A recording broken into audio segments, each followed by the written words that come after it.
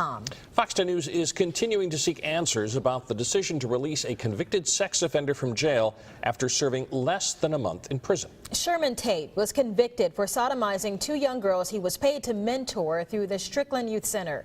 Judge John Lockett sentenced Tate to 8.5 years in prison in February, but Tate is already out. Fox 10 News reporter Candace Murphy went to find some answers today. Candace, who did you talk to? I caught up with the Assistant District Attorney Nikki Patterson, who is the prosecutor in this case, and she's not happy about the appeal. She wants felons to stay behind bars and serve their time, but ultimately she says it's not up to her. This decision lies in the hands of the judge. In this case, that judge is John Lockett. Judge John Lockett was in court today, and Fox 10 News was there, ready to speak with him. We wanted to know why Lockett sentenced Tate to 8.5 years in prison, only to issue him an appeal bond less than a month later.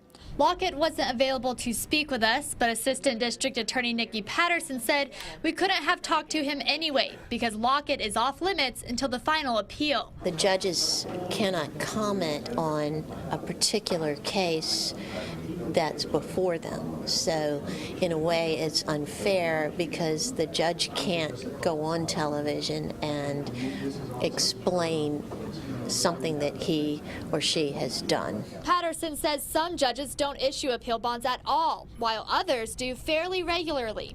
The statute suggests that the judges take into consideration the danger to the community and the likelihood that the defendant would turn himself in at the end of the appellate decision. In a sex abuse case like this one, Patterson thinks it's best for the community if Tate is locked away. After I prosecute someone, they're convicted by 12 people unanimously, and they're sentenced to go to prison.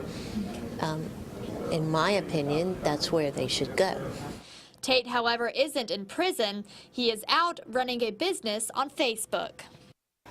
Now, Patterson says appeal bonds are more common in civil than criminal cases, but as you can see in this case, it does happen. So what can be done to prevent judges from issuing appeal bonds? Patterson says the legislature can change that.